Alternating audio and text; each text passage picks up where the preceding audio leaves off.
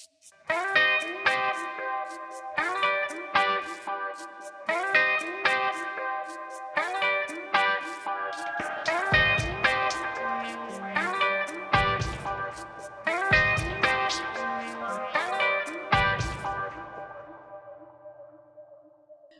everyone, and welcome to the Shuttlecast. I am Sal.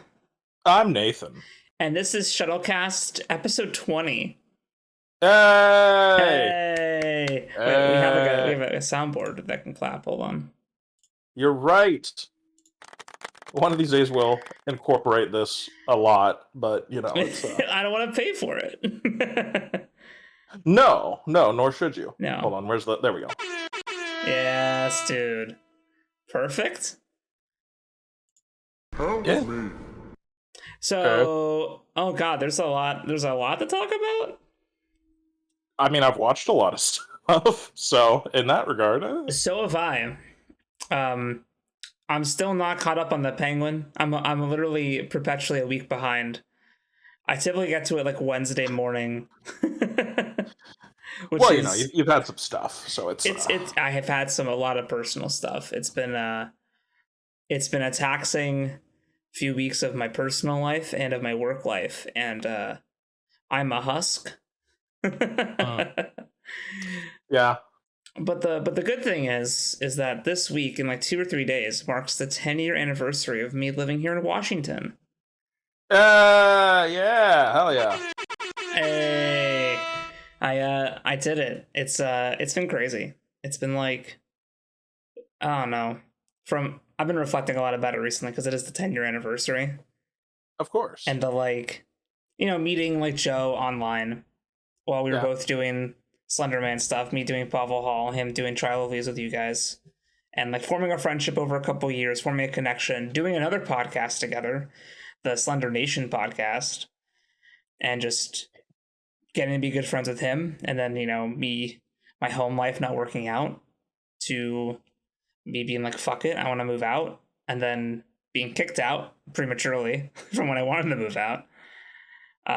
Sleeping on a couch and filming Pavel Hall all in a month before I had to move. Yep.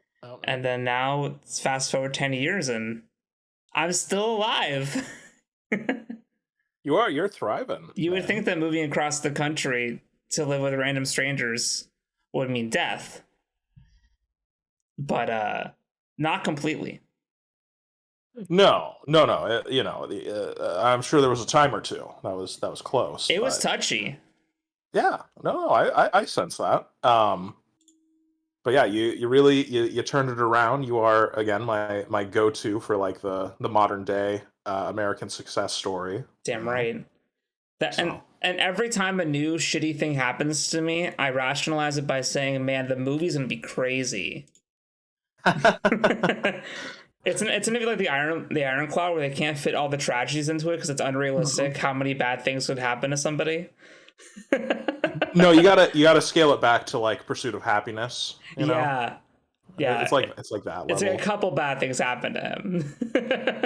Yeah. You gotta have the scene where you're like sleeping in a bathtub, and it's like, oh man. It's only like one scene, right? And it's like, oh, in reality, that was like, it's okay. So we watched a lot of crazy things. I like to go first because I'm typically the I saw stuff in theaters guy. Indeed, you're the new guy. Here's the random old stuff I watched. So yeah, I'm like, this is what came out 2 days ago. And you're like, anyway, so in 1935 in Poland, this movie came out. Yeah. That 3 people saw in the one showing, and I happen to have a copy. That's right. I went to the Library of Congress, and we're the only place you can watch this. Yes, dude. Oh my god. So here I'm trying to find a good photo of this May that I want to have in the thumbnail. Yeah, so I saw 2 movies that came out this weekend. I unfortunately, oh my god, I broke Google Lens. Oh no. Okay, sorry. What did I do wrong? Search. Oh my god, it hates this link. What am I doing to you? Google, come get your boy. Fix your shit. Oh no. Okay, I'll just use this low quality one. It's fine. Oh, fucking Reddit, bro. Okay, Oh, sorry. man. I saw the film We Live in Time. Have you heard of this? No. It's starring Andrew Garfield and Florence Pugh. Have I heard of this? I know, I'm shocking you with the star power in this movie that no one saw but me. Yeah, really.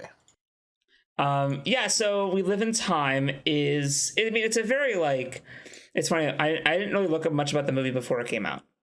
Sure. I just knew Florence Pugh, Andrew Garfield, and I was like, well, those are both amazing actors.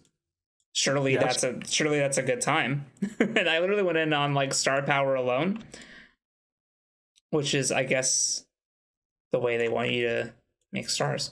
But I also knew about it because of a meme that came up around the movie at some point. There was like I'm not sure if it was like a set photo or if it was like a still from the movie. I don't think so, because the shot kind of doesn't. I think it was like a shot from set. Okay. And it's like the poster for the movie is like Florence Pugh and Andrew Garfield, like on like a carousel merry-go-round thing. Okay. And for some reason, one of the horses on the carousel is like the derpiest horse you've ever seen. Okay. Okay. And the horse being so like funny to look at kind of made the rounds. Okay. And and then so to the point where like people were like, wait, there's a movie with Andrew Garfield and Florence Pugh coming out? I was distracted by the horse. They were like, oh, I didn't know until this horse happened. And to the point where Andrew Garfield would like go to press, he went to like some press junkets with a suit on, and then on like the collar of it had like the horse head sewn in. That checks out. That sounds very Andrew And Garfield. he'd be like, yeah, we haven't spoken since the shoot day, but like his impact is felt everywhere. We miss him. We wish he'd reach out to us. But the movie itself is pretty fucking sad. Good. It's essentially it's like a love story. But it's told non-linearly. Love that. Like it opens with them like married already, and Florence Pugh's character being diagnosed with like ovarian cancer. But we're cutting between like then and like when they first met, to like her in treatment, to like them having their first kid or their kid. And it's told non-linearly, and I think it's at first you're like, whoa, wait a second. Because like it opens with like they're married and she has a cancer, and they're like kind of debating after the diagnosis, like, okay, do you want to like seek treatment, or do you want to like have like a like a couple months full of life not in treatment? You know, like the age-old question of like, do you want to risk chemo and be miserable for a chance at happiness, or be happy right now and not potentially just be sick and chemoed up for the rest of your life? And then it cuts to that, to like Andrew Garfield like being served like divorce papers, and you're like, oh no. Oh. But then it's like, oh no, that's his ex-wife, and then he meets Florence Pugh, and you're like, oh, we're jumping in time because we live in time. Okay, we live in time. And it's just it's a good movie. I wouldn't say it like blows me away. Sure. Nothing in it is bad. Nothing in it makes it. I mean, there's some really good scenes, and of course their acting is good. I knew it was gonna be great when the movie opened. Then I saw one of the 15 production companies was Channel 4. I was like, oh god, please tell me they just use their normal accents in this movie, and they do. And I'm like, yes, they could be British for a whole movie. Yay, that's good. It was crazy. I'm like, yes. They don't have to put on the fucking American accent. Yeah, which I mean, they both do it well. But it's got to be nice to actually just use your regular voice. Just say your own words. Yeah. It's funny because that reminds me conceptually of one of the movies from my 2024 movie trailers that I watched called Greatest Hits. That sounds. I mean, that's also a generic name, but yeah, it sounds familiar. It is generic, and it looks a little generic, but it won me over enough where I'll watch it eventually. It's on the list. But it's like this. this girl's boyfriend like died in a car crash or some shit. David Corn and, Sweat. Yeah. Oh wait, is that Superman? Yeah. Oh shit. Well, cool. Glad I added it. But it's been, I forget how long, but she's in grief counseling, all this shit, struggling to move forward, and she discovers that when she listens to certain songs on certain albums, it transports her back into a time where she was listening to that song with him. So it's kind of like, yeah, so like in the trailer she has this scene with him. It's like one of the first shots in the trailer, so it comes out of nowhere where she's like, if something happened to you and I could stop it, but it would mean we wouldn't be together, you wouldn't know me, would you want me to do it? And it's like, what? And she starts like glitching, and it's like, whoa shit. So it sounds like We Live in Time, but with more of but it's like an active gimmick. Yes, it's not just a narrative structure. It is a sci-fi story element. That sounds interesting. Yeah, I'm like, fuck it. Check it out. I'll try it. Yeah. I wanted to watch We Live in Time because I typically go see like horror movies or action movies, and I wanted to give like a romantic movie a try. Sure. And I liked it a lot. Yeah, I mean, again, it's not like it's gonna be like in my top movies of the year or anything. I think what did I give it in my ratings? Let me check my list. I have so many lists on the Letterboxd app.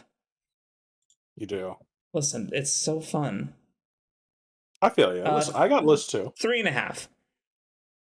Not bad. It's solid. It's like, again, it's just nothing. There's like good scenes. There's like, I want to spoil some. I mean, there's one really amazing scene that happens in a gas station that is like, oh my god. But yeah, just really well acted, well shot, good. It's just a good movie. It's just like, this is a movie that's good. So it is a nice time. I saw some reviews like, oh, it's underwhelming, and I'm like, I don't know. I feel like it, for the right person, this movie probably hits like a fucking truck. Oh, sure. It hit me at times. Like, definitely, there's a theme of like, I know the movie's called We Live in Time, but there's like an element of like living to your fullest, doing everything you can do in the time you're given, and also like, yeah, there's a lot of stuff about time. There's a lot of like alarms and like stop clocks and watches, and like kind of always mindful of like how much time we have. Sure. It's a solid movie. It's like out of the 30 films I've seen that came out this year, it's number 20. It's just right. It's good. It's solid. No, that's pretty solid. It's solid. I saw a second movie. I saw it today. Oh. I came home from the theater, took a shower, and here I am. I saw, what's a good picture for this? I guess this one. That's not really good. There's not a lot of good ones here. I saw Venom: The Last Dance. Hey! Oh, why is it like weirdly like watercolored? This is bizarre. What the fuck is this? Oh dear. Well, I have to ask. God hates me. What's up? Oh, good for you. And how was it? Man, how was Venom: The Last Dance, brother? Yeah, where does it rank in the Spum C? In the Spum C? Yeah. Oh, you're not just saying just like the Venom trilogy? Well, we'll start small and then get bigger. Okay, it's really only doubling the size of the sample films, but yes, in the Venom trilogy, it is number 2. Okay, behind the first. Behind the first, yes. I kept seeing list rankings where they said Venom 3 was the best, but then they also said that Venom 2 was better than Venom 1, and I was like, okay, you're unreliable in your assessment. I've been seeing a couple of things recently, people being like, oh, Venom 2 was really good, and I'm like, was it really good, or were the really good scenes that are there blinding you from... Because no one ever talks about how good the Carnage is. No one's ever saying that, and it's very interesting to me that no one's ever being like, oh, Carnage. No, it's always like, oh, like Eddie and Venom's relationship, and I'm like, yes, that is the best part of Venom 2. But I saw one part that was like, yes, Yeah, no, I saw one where it was like, oh yeah, Carnage looked really cool. I didn't really care about Woody Harrelson and his romantic interest, and I was like, okay, that's half the movie. Yes, So, that's half the. Listen, the thing about that pissed me off about Venom 2 is that if it had focused on the good parts of the movie, I would absolutely love it to death. It'd be above the first one for me. Unfortunately. the problem is they did the same thing to Cletus Cassidy that they did to the Sandman in Spider-Man 3, where they took this just unrepentantly evil piece of shit comic book character and we're like, oh, no, but you don't understand. I had a reason for doing what I did, and it's like, okay, it worked fine for Sandman. It was a stretch, but it worked fine. But Cletus Cassidy, I was like, why do we have a he's not all bad storyline for a serial killer? Why couldn't he just be evil? Yeah. You know, and also he's just like he just really drags the movie down. He does. He really does. So yeah, and I love Woody Harrelson. And I love him. I'm like, this is good casting, but this movie is kind of trash. Nah. Yeah, man. So like, and then in the whole Spum C, I mean, what do you count the Spum C as? So the Spum C is help me out here. It's the Venom trilogy. Okay. Morbius. Okay. And Madam Web. Is there anything else? That might be it. I think that's it. Except for until Kraven the Hunter. I hate how much I like the Kraven trailer, the new one. Do you? Because I haven't seen the. Also, they're trying to rebrand it as the SSU, but it's the Spum C. Well, go to the movies and you'll see it. Because the one that I saw had like it was like a really shitty trailer edit of the Johnny Cash song when the man comes around. I will say that's the worst part of the trailer is the awful use of the man comes around. When they try to do the like repeat the one line throughout the trailer comes around. And I'm like, oh boy, that's not how that song goes. That's the worst part. I just like how the action and the gore looks. Okay. And how much he's in the outfit. That is okay. Then I think I have seen the trailer. I'm like, wow, he's in the outfit for like most of the trailer. That's kind of crazy. They're more okay with it because his outfit doesn't include a mask. And right. We can't have comic book characters in masks anymore in movies. So the only other Spum C film I've seen is Morbius. Did you? I thought we watched. No. Oh, so you haven't seen Madam Web? I've not seen Madam Web. No. Okay. Well, it would just be fighting with Morbius to be on the bottom, I assume, unless you put Venom 2 below Morbius. One of them has Matt Smith, and the other one does not. Which I feel like really answers the question. That's a damn good point. Yeah. No, sorry. You're right. I'm sorry, Sydney Sweeney, but you're no Matt Smith.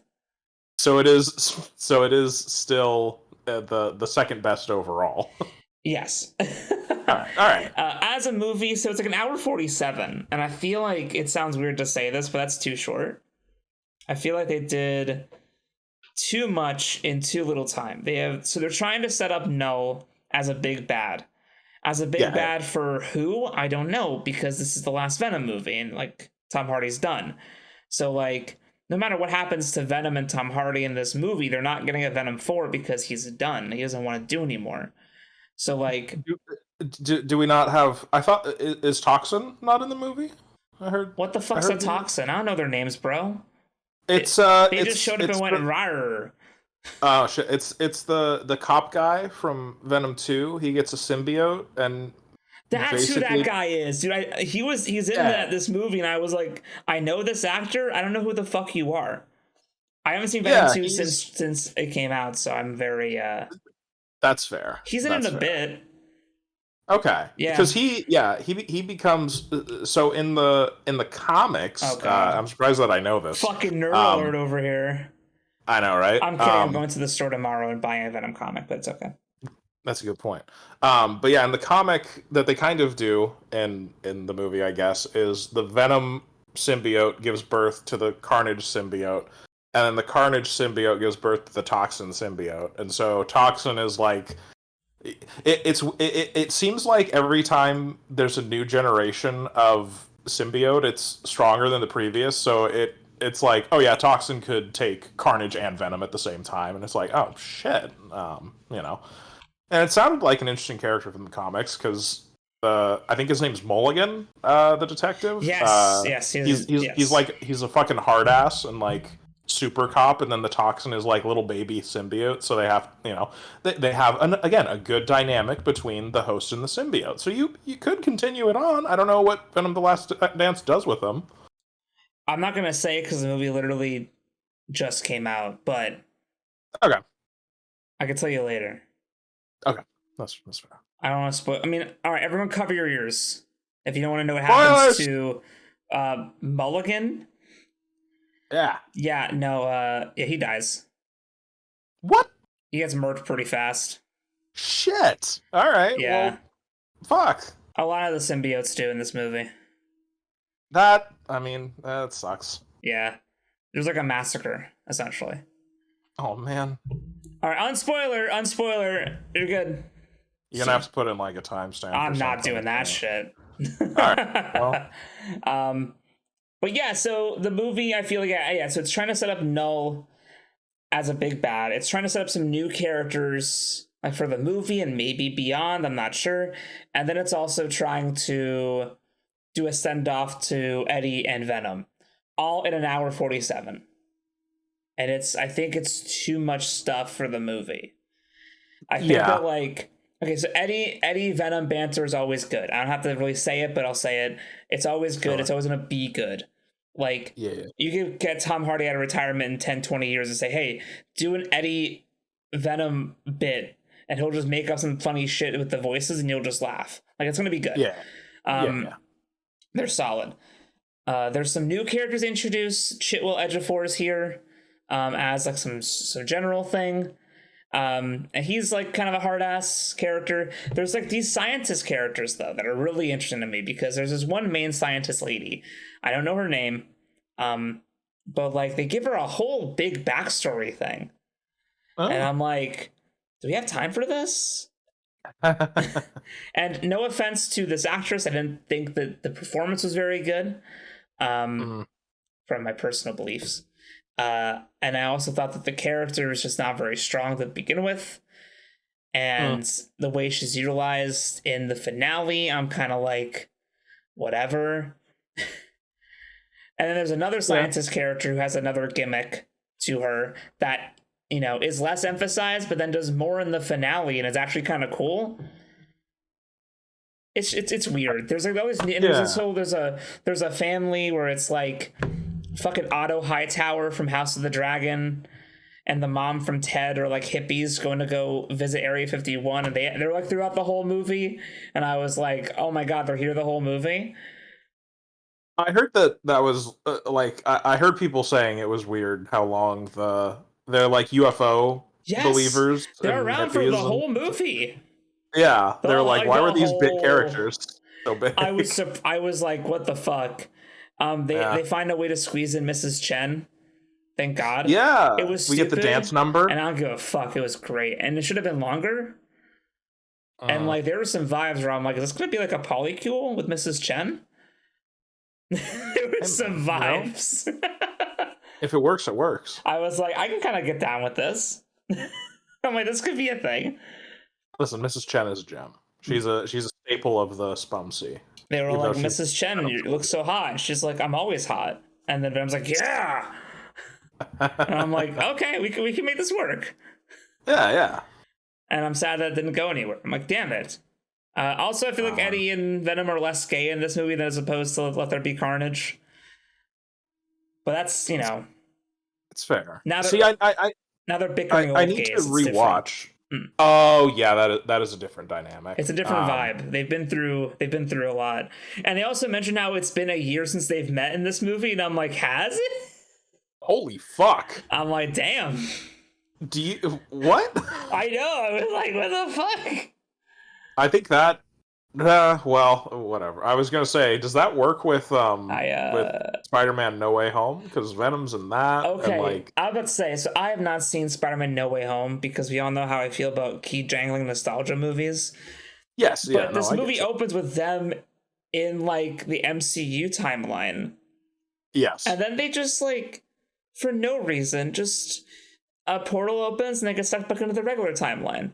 And I'm sure yes. like, okay, nerds can tell me what happened that I missed, but as a Venom only guy, that was confusing. Oh, I'll be that nerd. Do you want me Ah, to fill you in? fuck. Yeah, man. Um, so, Whatever. uh, so we saw whatever the fuck happened at the end of Let There Be Carnage. Yeah. I think no, they see Tom Holland Spider-Man on the TV in that.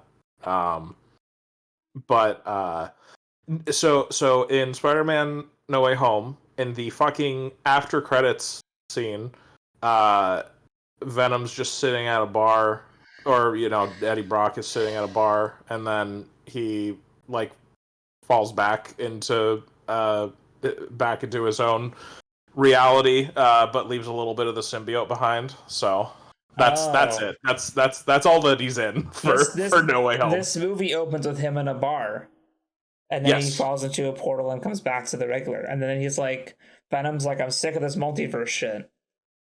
yes, Okay, yeah. so I didn't really miss anything. You missed nothing. Oh, The only thing, yeah, the only thing is because in No Way Home, Doctor Strange does weird shit and accidentally pulls in multiverse Spider-Man villains, and I guess it happened to Venom too, and he just did fuck all and then went right back. that's funny actually. Yeah, That's actually kind of funny that he was like, I don't care. uh, I'm actually not a villain in this timeline.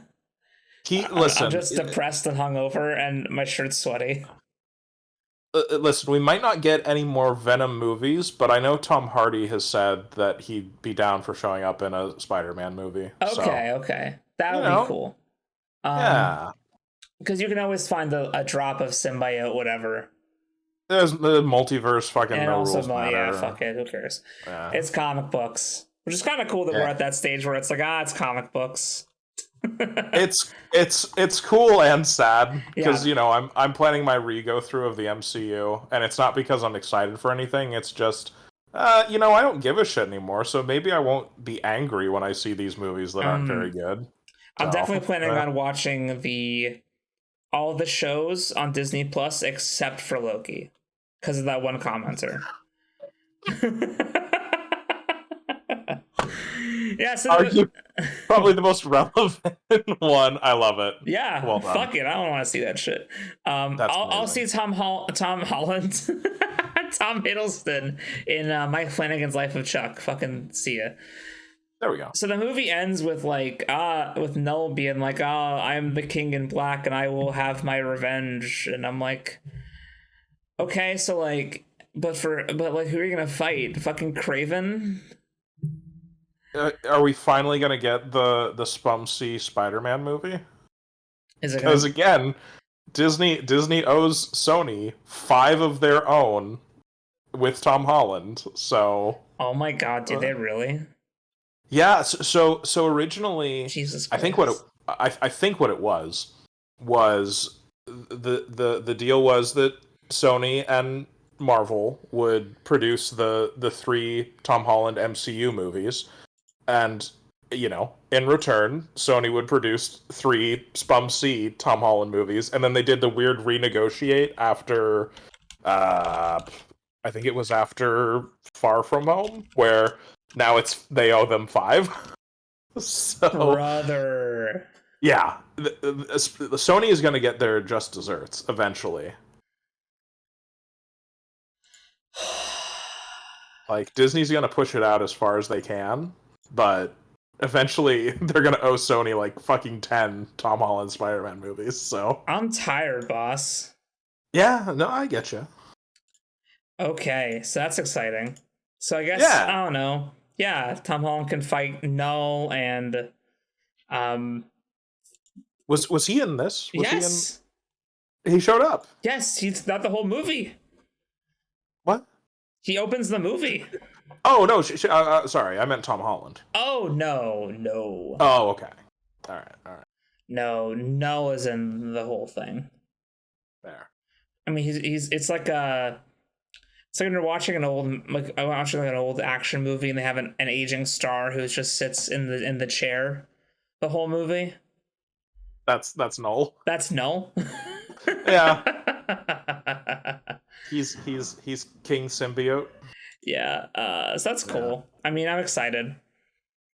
Yeah, I mean, it's Andy Serkis, doing motion capture as God intended. I mean, his head's down the whole movie. Oh man. Yeah, it's Andy Serkis' voice, and it's good.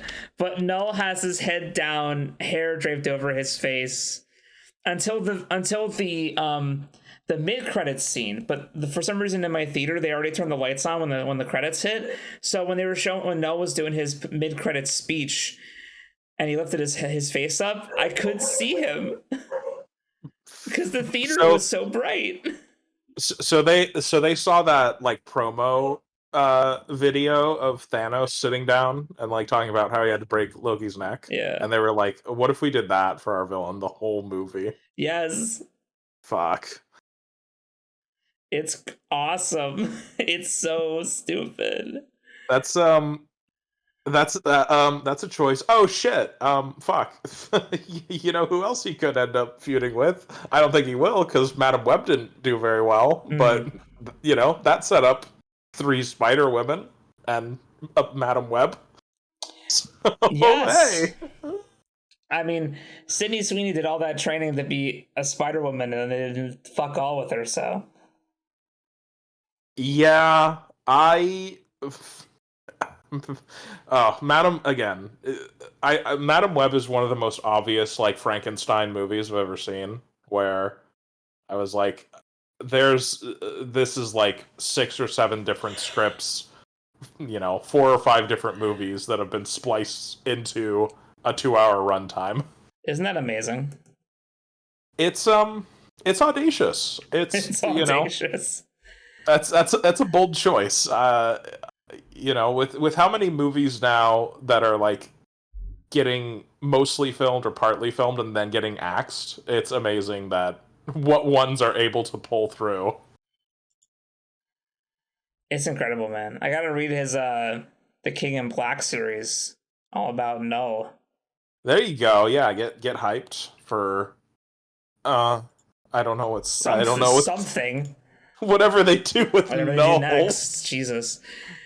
Maybe he'll be in the Doctor Doom MCU movie where shit. I also had a theory that maybe they're not setting up Null as a specific Spum-C villain, but they're just making audiences aware that he exists. So that a multiverse I think that's kind of all they got. So that a multiverse Null can show up in an actual MCU movie. Listen, there are worse strategies. Listen, man, there's a man going around taking names. No. Let's shift gears to DC Comics. Shall we? Yeah. I, over the weekend, went to my local comic book store, which I've not been to in a long time. Right. Because I've been hurt trying to get into comics. It's a hurtful thing, man. It is. It's not for the faint of heart. It's not for casuals, which is why it's dying. Which is why it's a terrible industry. Because you've seen Mr. Glass. That's what it takes to be a honestly, primo dude. It's I like just to read comic books. It's like you have to have a fucking like degree and like know like all these secrets. It's stupid.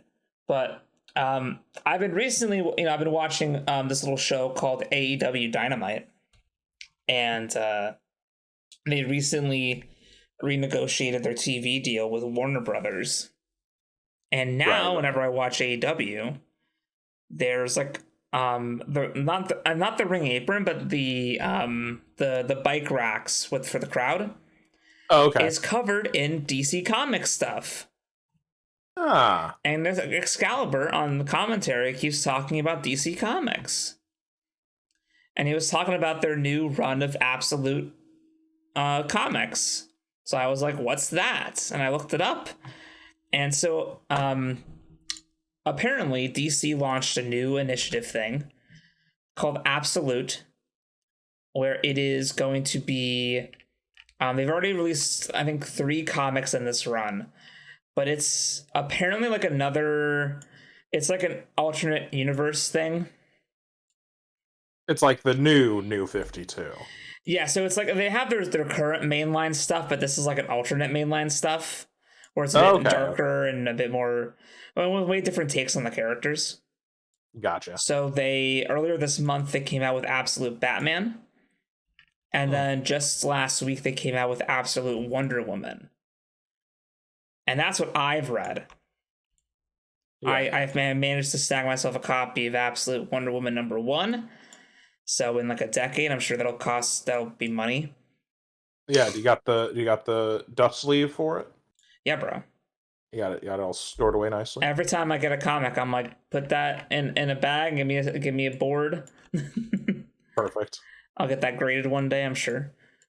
But yeah, I picked it up because I was like, sure, like I've never read a Wonder Woman comic in my life. And this is a new run that just started. I can hop on issue 1 right now. Yeah, buddy. Which is crazy to think about. That is a rare experience for a new comic. It's fucking insane. So I grabbed it, I read it, and I gotta say, I liked it a lot. Essentially, in this version of Wonder Woman's backstory, she was stolen away from Themyscira and given to some woman to be raised in hell. Oh. So this Wonder Woman knows like hell magic and like witchcraft, and she's got a whole different look. She rides like a skeleton Pegasus. Oh. It's crazy, dude. Very interesting. It was really good. I was like, oh my god, I'm really fucking with this. So yeah, I dug it, and I'm gonna keep up with it. But yeah, it's just cool that DC. I think I like about DC, and of course, this is coming from a perspective that is woefully ignorant. So I will apologize if I get stuff wrong. I'm excited, casuals. But I'm a casual. But from the outside looking in, of course, I could be wrong about this. It feels like for the most part, DC likes to do full resets of their universes, and they also like to do alternate universes. Yes. Where like vastly different stories can take place. As opposed to what I've seen, again, this is my personal perception of the reality of the life from Marvel, where from what I've seen of Marvel, it feels like it's all sort of one big thing, and if you haven't read everything, get fucked, bitch. And I know they probably do have alternate things sometimes, but I feel like the mainline stuff's been the same through line for like decades. To be the blind leading the blind here, but I might have like 20% vision in my left eye on this. My understanding is that they do have alternate universe tales like Absolute and all that. But I'm not sure about mainline reboots. Yeah, because I know because I'm currently reading through X-Men, and I was like, okay, is there like a reboot I could start on where I get like the full? No. Yeah. Go back to the 60s and 70s, and you start from there, and then you keep going if you want to know like the full picture. There's no like, hey, you can. I mean, I probably could start at like the New Mutants or something, or other stuff where it's like a clear new run. But like, from what I've seen, again, my limited worldview, it seems like everything is pretty much on the same run that it has been on for X many years now. Yeah, that sounds mostly right to me. Yeah. But I feel like DC, they'll do like reboots and resets, and they'll restart everything. And yeah, this Absolute run sounds really cool. And I missed out on getting Absolute Batman. But apparently there's a reprinting that should be hitting comic stores on the 30th. So tomorrow for me, today for you. Nice. So, dear listener, as you're listening to this, I will be at a comic book store, lined up, if there is a line, trying to get a copy of Absolute Batman, because I heard he's not rich in that one, and he has no mansion, he has no money, and he also has no Alfred. Aww. But he's being hunted by a special agent known as Pennyworth. Oh God. So it sounds like they're not going to be friends. and you said there's like 3 entries in the Absolute series. Is there? Yeah, so Absolute Superman? That's coming out next month. So the one issue that's come out already was like setting up what the universe is going to be. Apparently, Darkseid made the universe. Okay. So I'm gonna pick. That's also getting a second printing. And it's coming out tomorrow. So I'm going to try to grab both so I can start from the very beginning and see the nexus point of all this, of why the universe exists in the first place. Well, the fact that there's reprintings leads me to believe that it's at least popular, I guess? Yeah, I know that Absolute Batman, it had its first run and it sold out. And then it did a second printing that's coming out tomorrow. But I think from what I've heard is that the comic shops have bought in so many comics that they're already planning a third printing for November. Oh God! Yeah. And of course, each printing has its own special variant cover. Of course. So I don't know, Nathan, if you want to join this journey with me of reading a brand fucking new comic run as it's starting. Or I could be the one collecting issues, and you could be reading them somehow. That is more likely. That's more your bag. You know, I'll get the I'll acquire the omnibus when it comes out. Yes, in some way. And but until then, streamlined version.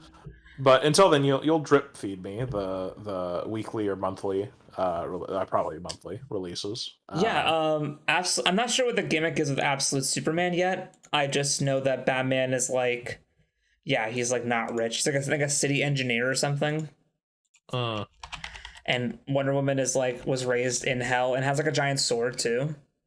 Nice. She looks badass. She's on the thumbnail because I'm like, yeah. Again, when you showed me the cover, I was like, I very rarely like American comic book art, but that looked pretty good. So. Yeah, it looks beautiful. It's what was it? It reminds me of of Tom King's Supergirl Woman of Tomorrow. And I hope Absolute Batman is similar to this art style because I think the cover I showed you is also the person who does the inside art. That's good. And it's not like the old X-Men runs where the comic cover could be whatever the fuck, not even related. Seriously. And then it's how I feel about fucking Walking Dead.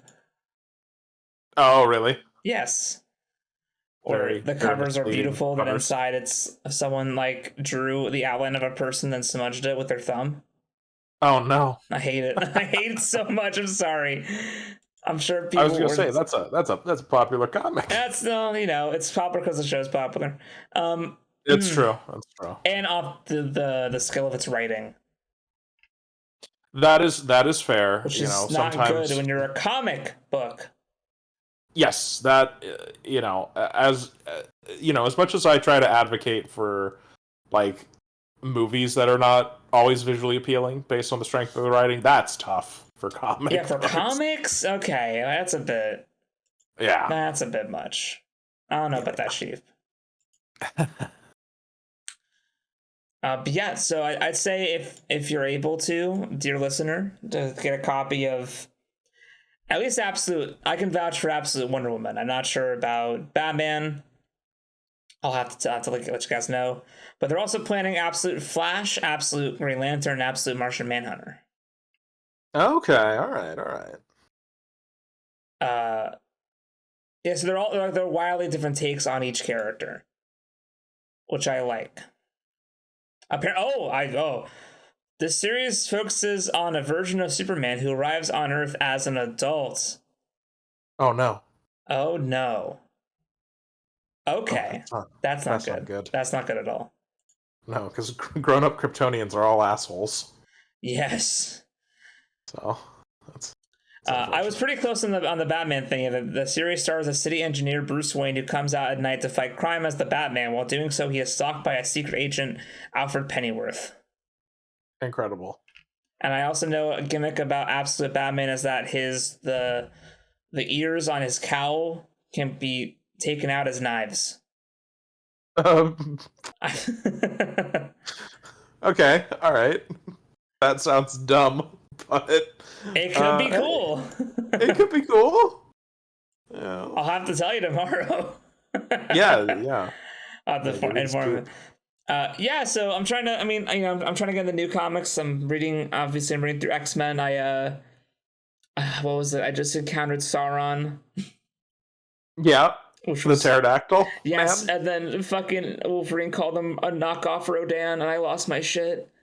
Oh, that's so good. And of course, Wolverine is the fucking weeb. Yeah, I'm sitting here like, I'm imagining Wolverine like watching Rodan. In Japanese cinema when it was released. Yes, dude. I gotta say though, through because I'm starting my X-Men run with Chris Claremont. I'm not going too far back. I'm going far back, and it's with the introduction of Wolverine proper, not counting his weird instance with the Hulk. Right. Which was we're not talking about. And it's really cool to see the solidification of his character over the issues. Like they're really starting to he gets a decent amount of exposure, and I think that they're really figuring him out pretty well. It's good. It's good work. And because my understanding is that he's a little bit of a blank slate early on, and then they start adding in more and more of his actual character. Yes, at first it's just he just works for the government of Canada at the Weapon X program. Right. And he's like, yeah, I'm Wolverine, schnicky schnoin. But as it goes on, they do very much explore him more. Yeah, I just got out of a small arc where they were in the Savage Lands. Oh. Do you know what those are? No. So the Savage Lands, it's this little spot in Antarctica where it's like prehistoric dinosaur times. Ooh. And it's like a beautiful, lush, rainforesty type. Of course. Yeah, and so they're there dealing with stuff, and they meet up with Kazar. Oh. Who is I don't know, superhero Tarzan, essentially. Okay. Yeah. All right. Marvel's Kraven the Hunter. Essentially, yes.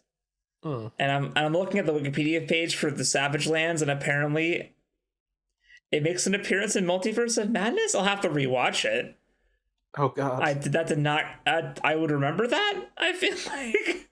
I would imagine it's brief. I'd imagine it's 2 seconds, because Sam Raimi probably grew up reading Kazar comics. Yeah. And that's all you get, bitch. Yeah, that sounds right. Oh god, okay. Is that all for comics, I think? I'm good. You don't read comics, do you? I'm a pretty good chunk into Berserk. He's just got the Berserker armor, so that's pretty cool. Boo, weeb. Oh, well. It's better. But I didn't read a lot of comics, but I did take a trip to Oh my god!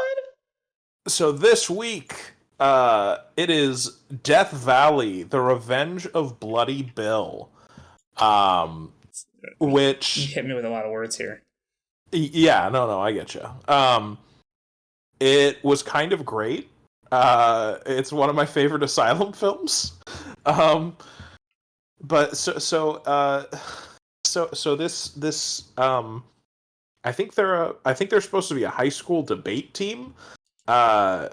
Breaks down in this random town out in the desert because it's cheaper to film out in the desert. Yeah, and it turns out that it's full of zombies that are being controlled by the zombie leader, evil Confederate war general Bloody Bill. It feels wrong putting Bloody Bill next to Wonder Woman on the thumbname, but I'm gonna do it. It's he's one of the creatures from hell. They're but actually friends. I mean, exactly. If so you've now seen him. To describe it to anyone who might just be listening, he looks kind of like a mixture of Evil Ash and Robbie Rotten if he was wearing Gossip Queen makeup. So he's fantastic. You did not just reference the Gossip Queen. I did. She's great. I'd fuck the Gossip Queen. Exactly. Yeah. But it's funny. Anytime someone dies in the town, the town population count goes up, and sometimes it goes up the wrong amount. So it's very funny. There's like weird portions of it that are edited like a music video. Well, they have grungy rock music playing, and it's great. So I highly recommend Death Valley: The Revenge of Bloody Bill. From my random list, I watched Nadia from 1994. I don't know if you've heard of this or seen this. But it's this weird like spin-off art house sequel to Dracula, where his daughter comes to claim his body after he gets killed. I type in Nadja and I just get Nadja from What We Do in the Shadows. This is bad. That is bad. Oh fuck! This is gonna be a problem. My brain had an issue when I was looking stuff up about it because I was certain that I had seen David Lynch listed in the credits and he has a little cameo. But when I looked it up, I couldn't find him anywhere. But I was eventually looking for. It's like one of the first results is David Lynch is. I see him. Yeah, he's one of the producers. He's a cop, and he's a cop. Yeah, he's chilling out at the morgue. But it feels very David Lynch-esque. I feel like because I feel like a lot of his work and some art house things have this thing about them where most of the actors give. It feels like a deliberately flat performance. Like there's not a whole lot of emoting. Is what I've seen. It's very odd. But it's in black and white. Whenever there's like vampire hypnosis or like neck biting or anything, it gets like it gets like artistically pixelated, like it's distorting. It's very it's weird. Interesting. But yeah, it's a baby's first art house film. Like it's not enough to obscure the film to the point where you don't know what's going on. So Dracula's daughter goes to retrieve his body and is like, I have to reunite with my brother who I'm estranged from. But then she meets this woman that she falls in love with who is married to the nephew of Van Helsing. Yes. So there's all that stuff going on. But yeah, it's fun, and it felt very short, which I don't normally feel for art house films. So again, that's a bonus for me. It's a very efficient story. I would say it's efficient. Yeah, you love to see it. You love to see it. How long was it? It was how long was it? Yeah, it's 93 minutes. Ooh, nice. Yeah, it's a quickie. and it has oh fuck, what's his name? It has Peter Fonda as Van Helsing, Oh, and he's great.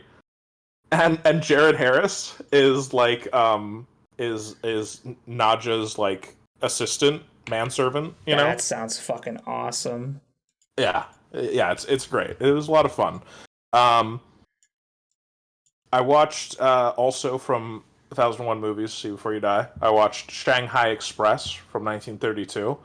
Um I I don't I don't know. I think my brain just went smooth and nothing about this movie really stuck.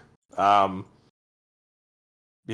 there's people on a train that gets held up by like Chinese rebels, Okay. and there's like there's a love story between I think he's a American general and a prostitute that like he was in love with, and then they separated, and then that's when she became the prostitute, and they circled back to each other. It's all fine, you know. Again, whatever.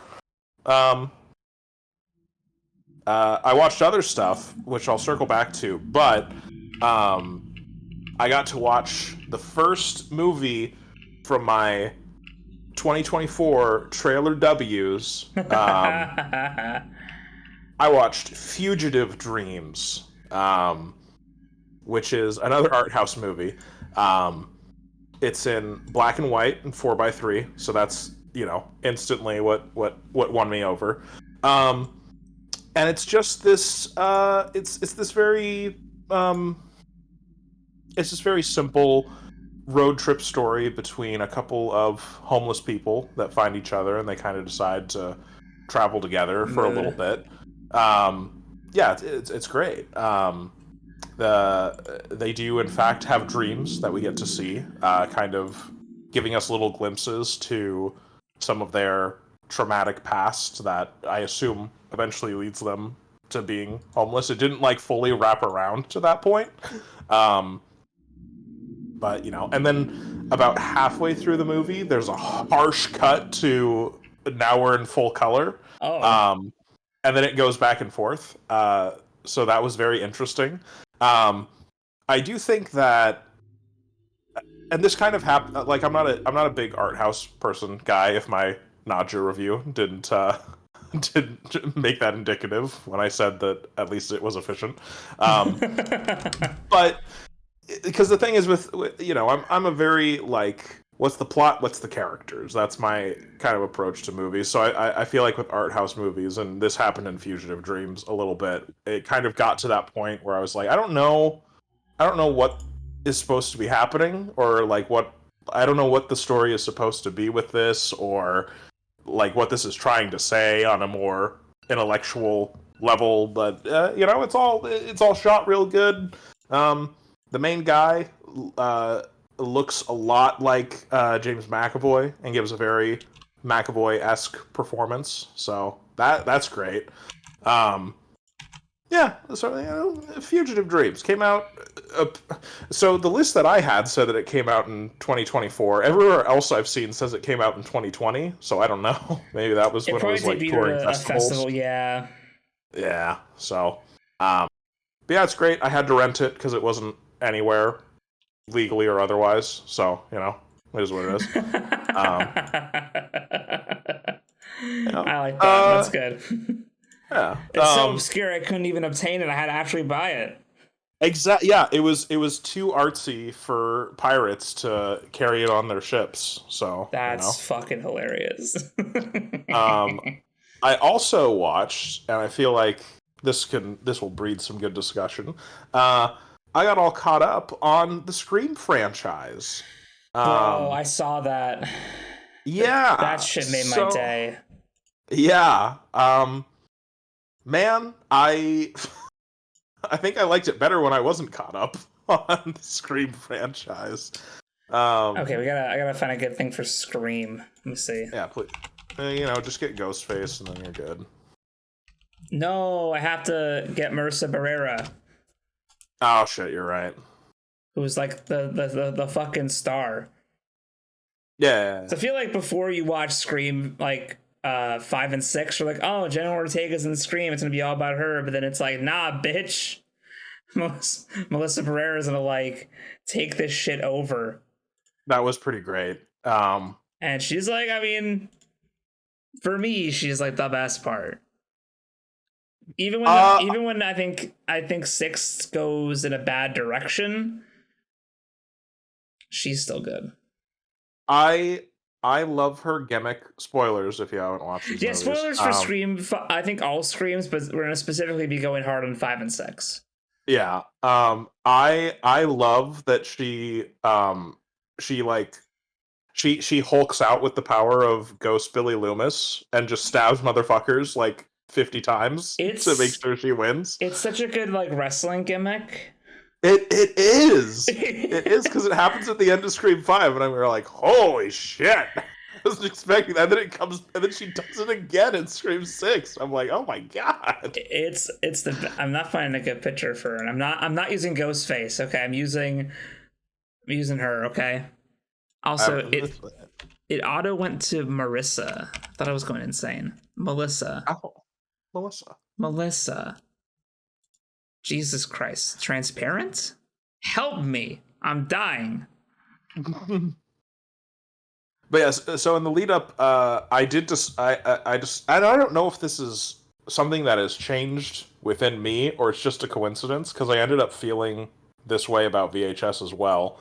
But I feel like when it comes to series like this that are built around a very simple premise, they do not lend themselves well to binging. Because I watched this over the weekend with my wife. So on Saturday we watched 1 through 3, and then on Sunday we watched 4 through 6. That's funny. And yeah, and I was like, this is getting pretty old. pretty quick. Yeah, I think I will say I think you made a mistake binging it. Yes, I think at most I'd rather do like 1 a day or 1 a week even. Because yeah, it's hard because like they do try to do things to reinvent, but the problem is at the core of the story is also meta commentary, and you can't really reinvent meta commentary, so that stays the same, and that's where it starts to feel repetitive. And I guess to be fair, 5 and 6 do kind of reinvent how they have meta commentary, but it's not for the better. So I'll say this. Yeah, please. And again, so I want to preface this by saying I haven't seen Scream 5 and 6. I saw Scream 5 before I saw 6 in theaters, so it's been about that long. Yeah. Because I missed 5 when it came out, because I was like, why would I watch a fucking 5th Scream movie? I feel you. I'll say that given time... Sorry, I'm moving around a lot. It's cold. I had to put my fuzzy socks. 5, the more I ruminate on it, the more I like it. Yeah. 5 has, I think, really sat with me well with time. Yeah. 6 has not. No, I think you and I have the hot takes where we think 5 is better. Yeah, I remember when Scream 5 came out, people were like, it's not really good. And then, Scream 6 fixed all my problems from 5. And I'm like, see, Scream 6 undid all the good stuff in 5. I was gonna say, I'm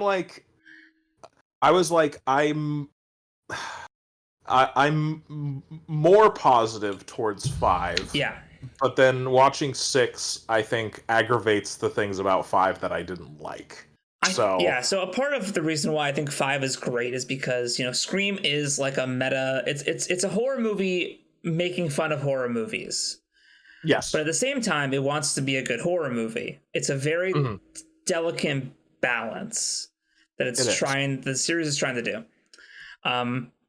So 1 through 3, you have the fun, like 1 is, it's just a horror movie. 2 is, okay, it's a sequel. We have to now fuck with sequel jokes. Trilogy jokes is for the 3rd one. Yep. And then the fourth movie kind of also played with expectations too a bit of like returning characters and what it is to be a horror movie. And then, Wes was sort of dealing with like modern horror movies versus like it was more like a contemporary horror movie thing. And then well, it's weird because they did the Scream 4 was like, we're doing a reboot, and it's like, but you called it Scream 4. Yeah. Why wasn't this movie called Scream? Yeah, that's why I think I like 5 meta commentary because it does multiple meta commentaries. It's making fun of requels, which I hate that term. I do too, and I do like how it being called Scream is part of the meta commentary. Yes, that was good. So, because I was annoyed when I heard it was called Scream, and then the movie actually like kind of says like it kind of makes it's making fun of requels and like, oh, it's a new iteration. But I love I forget the character's name, but her rant about like you have to keep the legacy cast around, but you have to have the new characters introduced to keep the franchise going. Yep. Like there's that. It's like the Scream scene where they sit down and they explain like the meta essentially. Yeah. And the other commentary Scream 5 has is in Jack Quaid's character, who I love his rant where he's like, how can fandom be toxic when it's about love? These movies mean something to people. That shit fucking kills me. It's so good. It's so funny how it's like also fucking with like toxic fans who are like, it's not like how it used to be. And my franchise is dying. Oh, my corporated franchise. I think it's fun. And I think it has good performances. It's got good gore. It's got fun commentary. I like how Melissa Barrera's character has the ghost of Billy Loomis fueling her. Yeah. So I think Scream 5 is like a fun time. Its biggest sin is killing off Kyle Gallner in the first 5 minutes. I feel ya. Yeah. Now I remember when I was like seeing him, I was like, "Oh my god, Kyle Gallner's!" Son of a bitch. He got cocked. Why would you do that to him? He lasted longer than Jennifer's body. Damn. And then 6, my issues with 6 are I like how it's trying to like do a new thing with the franchise by being set in like a different location because we've been in the same city for 5 fucking movies. And I gotta say, I liked Scream 6 a lot until the reveal. The reveal was terrible. Yes. That was, and because then you go back, because if you go back and think about the rest of the movie, it makes no fucking sense. Correct. Like, how? Wait, what? The whole time? Really? Okay, that's pretty dumb. Well, and also like it, I was intrigued by the opening of 6 because I was like, "Ooh, we're going in a different direction." Because you have Ghostface killing other Ghostface, and he's like, "Who gives a fuck about movies?" And I was like, "Oh shit, are we moving on from this?" And then no, we're right back into talking about, let me use the actual term here, soft reboots. That is what those are. But it's back to that where it's like, what are the rules of the movie? And I'm like, but I guess we're just sticking to the formula. Yeah. Yeah. So 6 starts off strong, and then it's just a good horror movie with interesting set pieces. It's not really meta commentarying on anything. It's just like trying to be a different horror movie. And then it goes into terrible. Yeah. If they wanted to, like, Scream 6 should have been a meta commentary joke on having a horror movie set in a city and how they're running out of ideas. Because, like Jason Takes Manhattan, stuff where it's like, oh, now it's the same, but in a city. Yeah. They should have been making fun of that. Scream 6, I think, is good until it reveals that it's not good, actually. And that's unfortunate. Yeah, I don't know. It's just, that's kind of it. It's like, it's good until it tells you that everything was actually dumb the whole time. It's like, why'd you tell me that? Yeah. I like living in this false narrative I constructed for myself. Yeah. So here's my issue with this new duology. Because it's done. Well, apparently we're getting Stream 7. I don't know. Not with these characters. Oh, really? Have you not heard the drama? No, I don't know anything. You say your piece first, because this is going to be a whole talking point. Okay. So I will let you do your thing first. I gotcha. So when I watched Scream, I was kind of like on the fence over whether I liked its meta commentary. Because to me, I feel like in Scream 1 through 4, the meta commentary was coming from the writer and was coming from Wes Craven, because Wes Craven fucking loves meta shit. And it felt very natural. It felt like this was coming from people who did love movies and had these kind of conversations before. I feel like in Scream 5 and 6 to an extent, it was much more, it just felt more corporate and more like studio directive. Like that conversation where the film buff of Scream is talking about how, oh, there are these new things where we don't know if they're requels or Lega sequels, and the whole time I'm like, they're soft reboots. Like anyone, like that's so easy. Like it felt like baby's first meta, where it's like, oh, this is for the people who just are casually going to movies and then are like, okay, I had a fun time, and then are done. And, like, don't think about movies afterwards. It wasn't a discussion amongst actual film geeks. And then, like, they talked about Stab 8, and were very clearly, like, taking shots at Last Jedi. Where it was like, oh yeah, people talked about how it ruined their childhood, and then you have the one person that was like, oh, I thought it was pretty good. And it's like, yeah, because you have terrible taste. And I was like, that was like the most safest, veiled way that you could throw shit at The Last Jedi. But at the same time, you get to that ending where we have Jack Quaid being like, oh, how can a fandom be toxic? It's about love. And I was like, okay, this could be operating on two levels. And if it operates on one of them, I like it. If it's on the other, I hate it. If it's actually if it is actually shitting on movie nerds and fans of movies, then I don't like it, because why are you insulting your audience?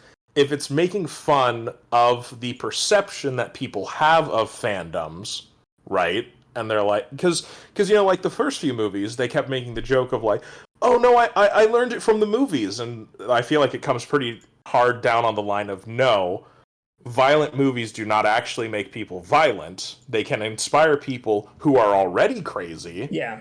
But, you know, it's a bullshit excuse. But then you get to Scream 6, and it feels like they double down on that narrative. Like, you have the film buff make fun of people who have Letterboxd accounts, and they're like, oh, it's for people who have no lives except movies. And I was like, you're the film nerd. You're in film class. Like, why are you shitting on film nerds? What the fuck are we doing here? So that's where it really started to crumble. I also, I noticed this a little bit in 5, and then 6 made me notice it so much more, was they kept being like, oh man, it's the requel. That means no rules. Anyone could die. It could happen to anyone. Oh, no one's safe. Sorry, it's so funny hearing you do this. Listen, and my experience watching it was like, okay, all right, props to Scream. They did nut up and kill Dewey. That was a big dick move. Very impressive. Yes, dude. But fucking 6 brings back Kirby, who absolutely fucking died in 4. Nah, she's fine. Like, should absolutely brought her back. And then, like, watching 6, I don't think I've ever been less scared of getting stabbed. Because I guess in 5 and 6, you have okay, this is a good bit though, okay? Okay. In 6, you have fucking Chad get the full Julius Caesar treatment. Hell I was stabbed yes. 127 times, and it's like, he's fine. It's like, what the fuck? And you have Courtney Cox gets stabbed like 2 or 3 times, and she's still like jumping around and throwing things and kicking people. And I'm like, what is? Remember at the end of the first movie when Dewey got stabbed once, and then when he came back, he was like, "Yeah, I've got nerve damage. Like I'm partially paralyzed." I'm like, "Oh fuck, there are stakes now," and now it kind of just feels like, eh. If you do, and especially with bringing Kirby back, it's like if you don't see the fucking death rattle and the light leave their eyes, they're alive. Whatever it is, they could have been thrown into a garbage compactor. And it's like, well, I didn't see him die. And it's like, ugh, because that it's sucks. operating off of movie logic. That sucks, man. You just don't get it. Here's the and to be fair, I made this complaint about the first movie, and it kind of came back full circle in these newer ones, where it's pros and cons shove it into the middle, where it's not as clever as it thinks it is with its meta commentary, but also it's too clever to be sitting on the crutch of, oh, movies do this dumb thing, so we noticed that we did this dumb thing. And it's like, well, you could have just not done that dumb thing. You know? I agree. Scream is never as smart as it says it is. No. But that's okay. I mean, at least for me. I mean, they're not like my favorite series. I'd say it's probably one of the more consistent quality-wise series of horror movies. Yeah. But yeah, it's never. I think it's the commentary can be fun. I mean, there's some good moments in there. I kind of watch it to watch the characters have to deal with Ghostface and try to figure out who Ghostface is. Well, yeah, for sure. I think I would say I like. I would say I like 1, 2, and 4. And then 3, 5, and 6 are kind of riding that line where I'm more negative. I think the only one I really don't like is just the end of 6. Fair. I think I like them all, and then 6 just kind of fumbles the ball where it's like, oh, Jack Quaid's whole family is apparently evil too. Yeah. I was like, what? This doesn't make any sense. Yeah. Like this, and they also built a shrine to Ghostface like at the end of 3. Like, come on. Yeah. Come on, man. Because again, I did really like the gimmick throughout 6, where it was like, oh, he's leaving Ghostface masks behind from previous murders. I'm like, oh, that's cool. Like that's a new pattern where it's like not about film shit. It's just, you know. But then it all comes back to film shit. And and 6 had good scenes too. It did. I wanted more of stuff like that, and less like, oh, actually, we miss our baby boy, our sweet baby boy. Look at Jack Quaid, we miss him. And I'm like, yes, I do too, bitch. But like, he's dead. Move on. Also, this might, you know, I'm sure other people are saying that my complaints are nitpicks already, but so this one I'll admit is probably a nitpick. But I feel like 6 forgot that Jenny Ortega has asthma. Because that was like a big plot point in 5. Like that leads to the climax of 5 because they have to get her inhaler, and then in 6 it's just like, I'm fine. I go bad. All right. It is funny how Jenny Ortega's rise to popularity between 5 and 6 was like, oh, hey, Jenny Ortega. Yeah, because I watched 5 and I like that opening scene. I was like, wait, what the fuck? I didn't know she was in it.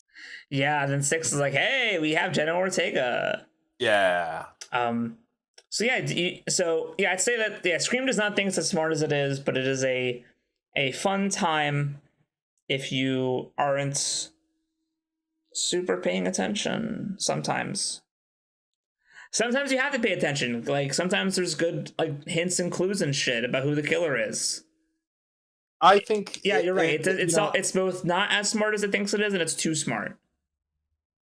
Exactly. And you know, and for me that was more forgivable for the earlier movies because I know that is coming from Wes Craven, and I'm like, all right, listen, you're kind of a film bro. I get what you're saying here. Whereas 5 and 6, I'm like, this feels like what an executive producer thinks that an audience wants from a Scream movie. Yeah. Well, the issue I think with 6 specifically, I think 5's fine for me because I think with 5, it's the meta story is about the requel thing, But for 6, they kind of have nothing going on. Yeah. So like I feel like 6 should have been like, I don't know, maybe because when Wes Craven was making 1 through 3, slashers were in. Yeah. Like they're not in anymore. Nope. It's not about slashers. It's about like, I'd argue like demons and shit. Yeah, and psychological parallels and all that kind of stuff. Yeah, you're either seeing a movie about like a possession or a demon or entity, or you're seeing like a high concept horror or whatever the fuck. Yeah. You know? So it's either A24 or The Conjuring. For better or for worse. Speaking of, no. I don't know if you said all you wanted about Scream. Yeah, so sorry. Yeah, you don't know that oh shit, yeah, that's Melissa Barrera and Jenna Ortega are not going to come back for Scream 7. Oh really? Yes. Nev Campbell's coming back. Courtney Cox obviously will come back because she has nothing better to do. Yeah. Patrick Dempsey is coming back. Oh god. From what was it, 3 or 4? Which 3. one? Yeah. Yeah, it was. You like how in 5 and 6, whenever Nev Campbell's in 5, she's like, "Oh yeah, he has the kids. It's okay. I'm just here." Yeah, that shit's fucking funny. And then she had some drama for 6, so she didn't show up.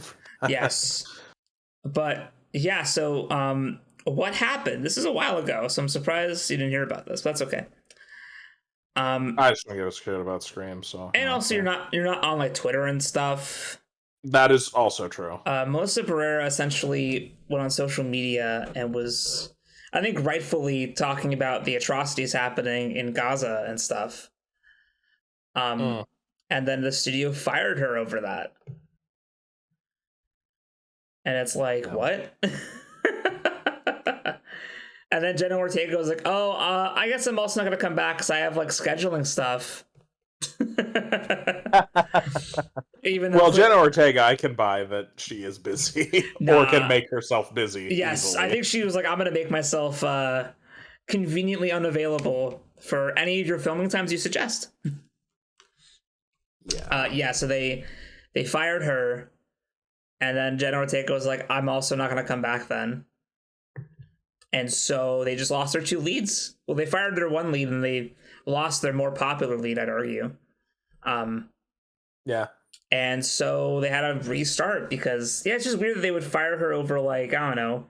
It's not like she was saying, like, anything terrible. Like, there's bad stuff happening in Gaza.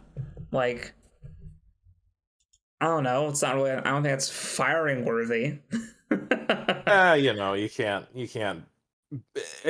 you can't be too political except when you can. Hollywood's a cesspool. It's so dumb. It's crazy. So yeah, I mean, it's good and it's bad because like now I feel like she can easily go off and do what, I mean, she went and did Abigail, which I think was by the guys who did Scream 5 and 6. Indeed. And then she's also apparently in a movie that's out right now. I didn't know about this until I was looking at her stuff called Your Monster. I didn't know it was out. I guess I'll go try to find a showtime at some point. Oh shit, yeah. And then of course Jenna Ortega is gonna be fine forever. I also love that Samara Weaving was in the beginning of 6. Yes. I was like, oh, come on. Yeah, just to tease you. that's great. But also in other Scream news, this was announced today. Oh. The Wayans brothers are coming back together to do Scary Movie 6. Oh, God in heaven. But I'm just saying, Nathan, what if they cast Melissa Barrera and Jenna Ortega as their leads? Now do you want it? Because now I want it. Fuck. Yeah, no, that as a fuck you. That would be listen, if they did that, then yes, I would support. What is this, Scary Movie 6? 6. Oh, fuck. Yeah. When did the last one come out, I wonder? Oh god. I'm gonna say I know. 2011. 2013. Okay, all right. But yes, Ballpark. yes, I really hope they. Because what would be funnier? Doing like a really good actual like Scream movie, but just called Scary Movie, and you just get the two leads that you fired. I mean, to be fair, it's been a while since I've watched the scary movies, but they kind of go down in quality to my knowledge. But it's been a while. It's been a while. Maybe their sense of humor has matured. Maybe. Yes. Now that they have kids. But also, I don't know. They could be like, they could be trying to go countercultural with it. Yeah. So I think if this has the potential to be the funniest shit. I'm going to make an educated guess and say that they will probably get Jenna Ortega, at least in a small way. Because she wasn't outright fired. Because she wasn't outright fired, and she is very popular, and they have their little celebrity cameos, so they might Samara Weaving her, but, I think at the most, they might have them show up for a scene. Sure. And then do like a dumb bit and they kill them.